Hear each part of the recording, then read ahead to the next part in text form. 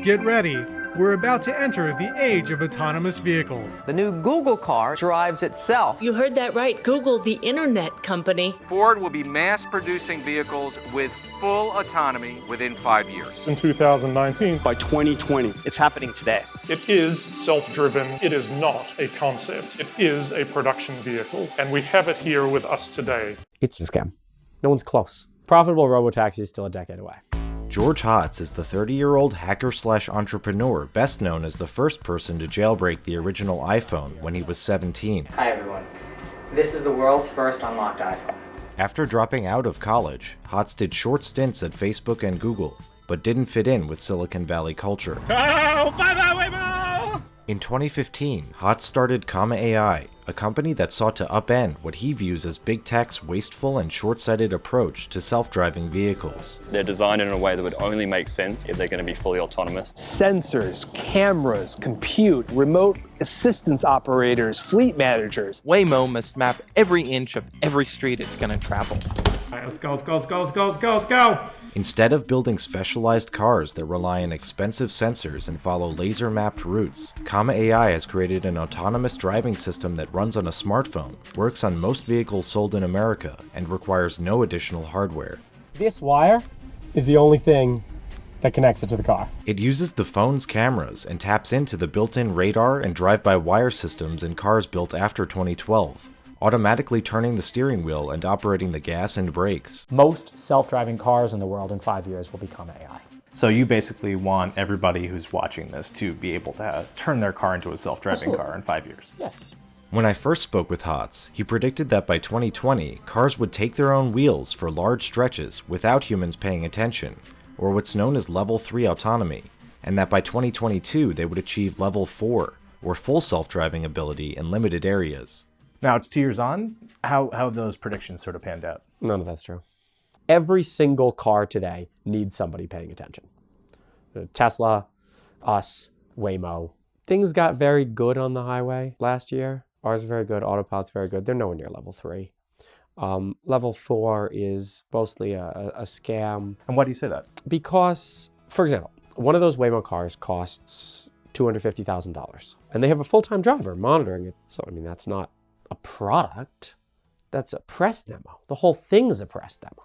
Until the system can be shown to be statistically safer than a human alone, the driver has to pay attention. Gotcha. But you think that self-driving cars at level 4 are just a scam in general, or just the current offerings? I think that the approach of using HD maps and building effectively line-following robots, which every high-end level 4 company is doing, Waymo, Zoox, Cruise, we build a very high-definition map, we plot an exact line for the car to drive, and then we just follow that line. I think this whole approach doesn't work. Because self-driving is not a new ability that the world gets. It's not like, building a rocket to go to Mars. There's no way to get to Mars right now. You can have a self-driving car right now. It's called Uber, right? Just put a person in it. Like, who cares? It's just a cost question. And this whole $250,000 car outfitted with LiDARs, maps made to 1 centimeter, it doesn't make economic sense. So that's why I think level 4 is a scam. But again, these companies have spent so much money. Look, we spent $8.1 million. We fold, we go under. Who cares? It's not money. We're profitable. The Zoox guy, they raised $990 million. They've never made any revenue. And they're running out of money. How do you wake up every day? How do you wake up every day and you're just okay with yourself like that?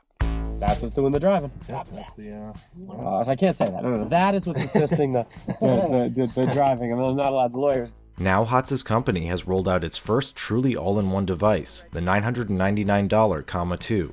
Mount it to your windshield, plug it into your car's OBD port, and Comma's open pilot software can operate most cars sold in America. Lego went out of business. We bought up all the refurb parts, so this is a pretty custom phone. The Comma 2 packs a modded smartphone and other hardware into one slim plastic casing, which Hotz 3D prints in the garage of Comma's new office in San Diego. This isn't like some demo that we've written for the press. This is the actual just version of the software that's available for free online right now. And you call yourself the North Korea of self-driving companies? Yeah, I said that in TechCrunch, didn't I? Yeah. What do you mean by that? That we're not beholden to anybody else's agenda. Our goal is to bring self-driving technology to the Lyft platform. We control the full experience from the app to the origin. If all you have is the tech, you have a demo. Uber is what actually allows you to commercialize this technology. Nah, bro, we took a phone, we put it in a 3D printed case, and it drives cars, and actually it drives cars really well. We just did that. The question isn't whether self-driving cars are going to happen or not. The question is, are they going to look like a Waymo world where you own absolutely nothing? You are just a consumer. Or a world where, well, a whole lot of diverse, decentralized people contribute to these things. And the whole world's built on an ecosystem of open source. It's not like a top-down, they own you model. Comma crowdsources real driving data from customers to train its algorithms. Hotz says his holistic vision system doesn't rely on precise maps or lane markings to know where to drive. It will take you into the right place through the intersection. This is what I mean, how it's doing a lot more than looking at lanes. It's looking at the road and saying, where would a human drive in this scenario? Unlike previous demos that have been limited to freeway driving, we tested Hotz's system on surface streets and moderate traffic, and let it take the wheel of our 2016 Honda Civic as we rounded bends and went through intersections. Come to a nice, smooth stop, way smoother than people can do it, actually. You actually have to brake earlier than the human would, because if you don't brake earlier than the human would, the human disengages. They freak out and they disengage. I was about to say, like, it starts braking right when I would have. That's the magic of AI. Hotz promised the Comma 2 would handle stop signs and red lights on its own when there was a car in front of us. That car's at a full stop at the light, so you'll see most stock systems won't handle this. Hopefully we'll handle it okay. Yeah, we got it. We got it. I'm amazed at how many cars will just plow right into a stopped car. So the radar sees it, but it can confuse it very easily with manhole covers or with light posts. And this is one of these scenarios that like no one would think is challenging. Right. But, Yeah, exactly. It is. When I switched to the stock system on our Honda test car in a similar scenario, the car started accelerating towards the stopped cars at a light. Oh, that's accelerating. Okay, are we going to stop? I disengaged. That's the scenario that it can't do. The Comma 2 drove on its own for the first 4 minutes of the demo. Nudge the wheel to the left, and it'll make a lane change.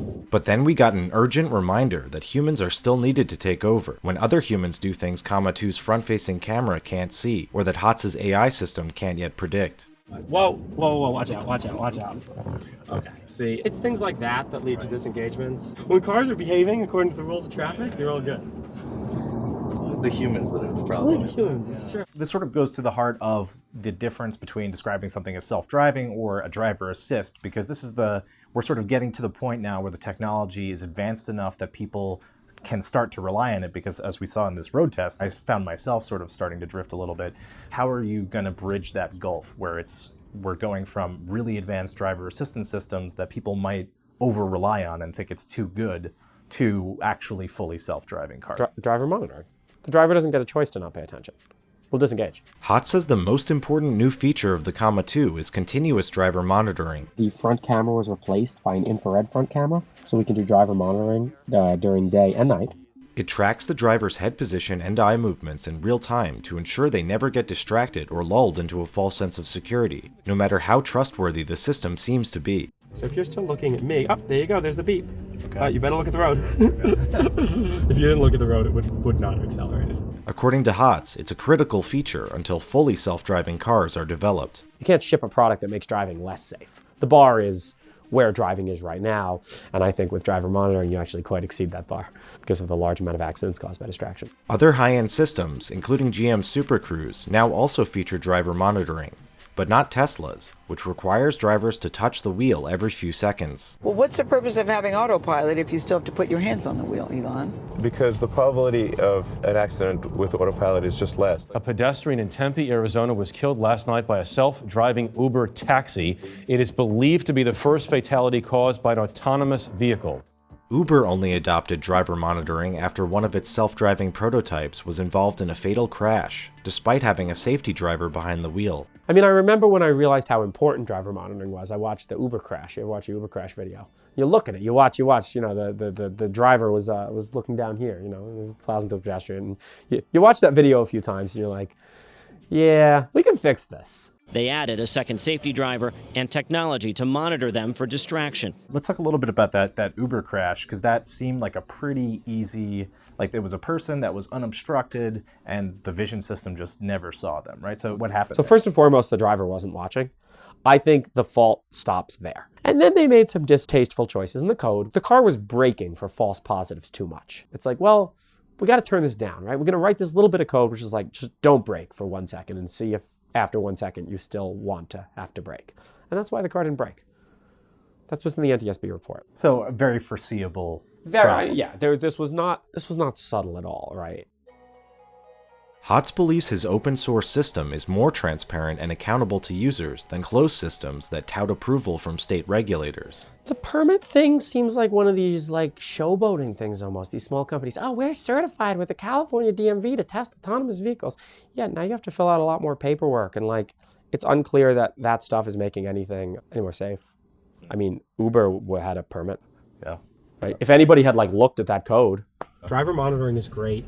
We try really hard to make it non-intrusive. Because if it's intrusive, it's open source software. Like people can comment it out. So we kind of have that, like we can't just force people. Like we have to offer them something. In 2017, when we talked, you said that you never record the front-facing camera as part of a privacy measure, but you've since changed course and now you do driver recording. So you can optionally record the camera. Only about 20% of people opt in. But if you're using driver monitoring, that's not going to our servers. Don't worry. Right. It's local on the device. You can check the code. You can confirm that. In exchange for being monitored, we're not just selling you a monitoring product. We're selling you I can't say self-driving. A self-driving product. We're just going to say it. Let's just say it. All right, there we go. Yeah. Sue me. In 2016, Hotz aborted the launch of Comma's first consumer self-driving product, the Comma 1, after regulators wrote him a letter outlining safety concerns and potential compliance issues. To avoid any legal gray area this time, the Comma 2 ships with only dashcam software pre-installed. Hotz offers the OpenPilot software for free as an add-on. We don't sell software. The software is speech. It is free, and the user chooses whatever software they'd like to install. OpenPilot is an advanced driver assistance system. I will be ready to take over at any time. In terms of how you're framing the company and the company's mission, right? It used to be you were building self-driving cars. Now it seems like you're framing it more in terms of advanced driver assistance. So maybe we said stuff with a little more hype. My distaste for hype has grown immensely in the last 2.5 years. It was always really the same thing. Is it in response to regulators like really being touchy about that particular language, like self-driving cars? That doesn't matter. People know how good it is. You can watch videos on YouTube, 100 miles driving hands-free, and then you like look and you're like, wait, this is just a user of the product, and there's 100 more videos just like it. Oh, the lawyers and the regulators, they hate terms like that. You know what? Take your terms, man. Take your terms. What about safety, especially after the headlines made by that tragic death in Phoenix? Yeah, so safety is, and this isn't a cliche thing, but it's all about safety for us. Cybersecurity was considered from the very beginning. It uses our purpose-built sensors and compute systems to deliver superhuman performance, superhuman perceptory powers, superhuman levels of safety. Hotz rejects suggestions that his system is any less safe than those of his competitors because it runs on a phone. We've driven over 10 million miles now, with no injuries, no fatalities. Like I don't sell safety, right? Our slogans are like make driving chill and ghost riding for the masses. And actually, I think that marketing safety and actual safety are opposite things, right? The more you tell something that something is safe, the less care they're gonna take with it. But that's the world today where you have companies saying, we have space age safety, and people are like, that's a company who cares about safety. And you have Comma.ai, well, they're running an Android phone. I just, the people, they don't look, they don't critically think. So one of the big concerns with your system that I've seen based on our initial conversation is that people think that this is going to get hacked, right? They see a phone, they say, okay, somebody's going to hack into this. I don't want that in my car. What's your response to that? Where are all these bad people? Where are all these hackers, right? Hackers are just, hackers are practically made up to sell security bullshit. The whole, like, sure, at a state level, the states are all hacking each other. Corporate espionage, sure. Individuals hacking you to crash your car, that doesn't exist. Nobody cares. If an intelligence agency, if a major state wants you dead, you don't have any chance. It doesn't matter. Oh, well, I keep my Linux kernel up to date by compiling the latest. I have Arch Linux. Okay, that's not how they're coming to get you, bro. Guys, we're close to cracking that human performance barrier and reaching superhuman territory. Superhuman. Oh, this whole space is extremely disappointing. Why the whole space disappointing? There's no way for your average person to distinguish between hype and reality. I mean, at least our stuff is like cool new abilities you get for your car. We're at CES and people are shocked. People are like, wait, no way, that's what it does?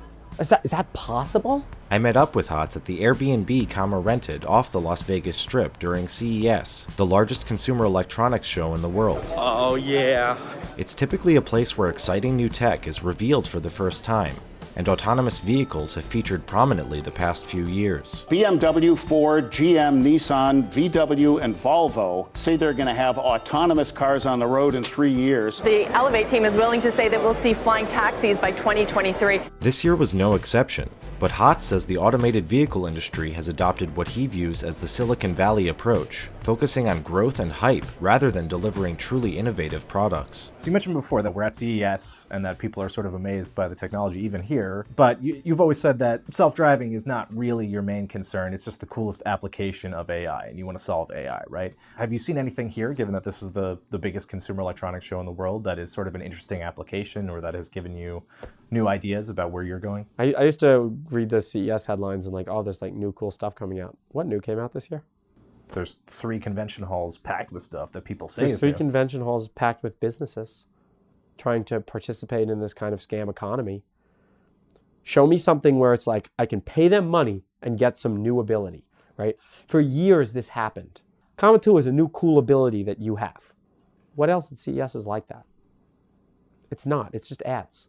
Do you think there's a sort of fundamental misunderstanding or a malfunction in the way that the technology market is working that's leading to this state of affairs? The whole ecosystem doesn't understand. They got funding from somebody. Maybe they're selling to another biz dev person in another company who knows how these corporate sales processes work. So someone came up to me yesterday and they're trying to, we do data labeling for AI. Do you need data labeling in your company? And they're just so far off the mark because it would take me more time to integrate whatever it is they have than to just build whatever it is they have. Bro, I'll write that in 2 hours and React. Like, what is that? Why does that company exist? Last time we talked, you were a complete optimist about the future. It was all the AI simulations you're going into. You look forward to slaying virtual dragon beasts in your holodeck, So you seem much less optimistic this time around. I'm an optimist for the long-term future. I want to retire in virtual reality with my AI girlfriend, and I want all these things to happen. And if these things are going to happen, we need to change culture. I tried it with the company and it doesn't work. I'll say this now, I started Comma.ai with the explicit intent of changing culture. Do you have a path to what type of entity or organization would actually be effective in this regard? Maybe it's like trying to fight for free speech by suppressing ideas. You can't do it, right? If I'm going to take the corporate machinery and the corporate language and try to fight against that, well, I don't know if I can. Isn't the whole point sort of, though, of companies is that once you get these lethargic incumbents that have just become sclerotic and don't innovate anymore, then that's when you get, that's Microsoft, then you got Google, right? Google, then, not Amazon is rising, now Amazon's doing that, So why don't you think that that's a good structure? It's probably true, it's just hard to live through. People occasionally give arguments that we're in an unprecedented, degree of corporate control. You don't understand. Google just buys any startup that might remotely compete with them. Facebook owns all the other social networks. There's absolute monopolies. There's no way these companies are ever going to be taken down. It's different this time. Yeah, that's what they said about IBM in the 90s, right? In reality, it's not different. They ruined it. Right? But everything gets ruined, and that's just what it is. And the next thing's going to be cool, and maybe this is going to be a good decade. Maybe this is going to be the decade of decentralization, real decentralization. Not scam crypto ICOs, but we start to build systems that are structurally incapable of rent-seeking, right? Where anybody can fork it and make it better. I don't know. I don't know what this looks like. And you actually proposed that you wanted to start a religion because you think that's a better way to get at this sort of society moving towards the right direction, right? It turns out that when you say you're going to start a religion, you get emails from a whole lot of crackpots. I'm not starting a religion. The religion's over. So this is a weird talk. Don't think of God as a wizard. Think of God as a computer programmer, because that's probably much more likely. Who created the worlds in our world? Computer programmers. So what is God? God's probably a computer programmer. At South by, I wasn't actually advocating that we try to jailbreak the simulation. It's more of a paradigm for thinking about us as all together, and we should look up and not across. You, in this South by Southwest talk that you gave last year, you were arguing that reality is an AI simulation. Whether you were doing this to troll the audience or not is a different question, but can you just give us the short version of that argument? We're going to build simulations. And well, if we're going to build simulations, there's one of us and we're going to build millions of simulations. Just statistically, well, take the total number of worlds in existence, and you're much more likely to be in a simulated world than a non-simulated world. A lot of people accept that, or at least a lot of people have heard about it. What I wanted people to think about is maybe there's actually a way out of the simulation. The best analogy I gave was like, if you're Mario inside of Mario World, can you get out? And you can. There's exploits in Mario. You can imagine Mario actually taking the Super Mario Brothers source code, maybe written in C, maybe written in assembly, and looking through it, right? Well, first you can do a lot of really cool stuff within the world, like, dude, there's a warp whistle in World 3 behind the white block, right? So you can start with that, like the cool stuff that you can just do in this world. And then you can start thinking about exploits, right? Which can get you into the processor of the Nintendo, and then you can get out on the internet. You can, take over a robot in the real world, right? You can hack someone's car. Watch out, Mario's coming for you guys. You also said in that talk that we could start running experiments to start to come closer to seeing what these exploits are, or where the limits of reality are. What does that look like? How do you do an experiment to see if reality is reality? In a way, this isn't any different from mainstream science and technology. Look, man, if you arrange silicon atoms like this and you dope them, you can get semiconductors, and then you can put them on chips and get lots of semiconductors, build computers. Those are just cool exploits in reality. So you view technology really as a way to explore nature, in a lot of ways. Yeah. So we're just discovering what the rules of the world actually are. Yeah, and I think that's forgotten by a lot of people who, I think Silicon Valley and technology are not synonymous. Silicon Valley culture needs to die, and technology will live on.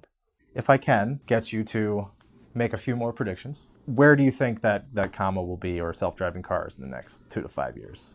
I hope that the reckoning will finally come for these level 4 companies that have now spent billions of dollars and made $0 in revenue and have no possible path to revenue. They're trying to become ride-sharing companies.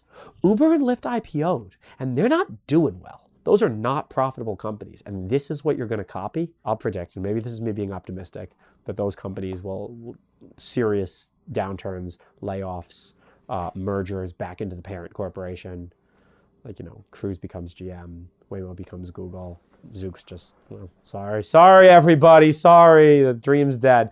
Tesla, Comma, Mobileye, I think we'll see almost commutes where you don't have a disengagement kind of be the norm. But still paying attention at all times. When Zoox, Cruise, and Waymo start to really falter, things are going to look good for us. And then you want to buy Comma.ai? I have a price. I'll sell out $1 billion. For $1 billion, a lot of things are negotiable. I could do a lot of stuff with $1 billion. That's a good endowment for my religion.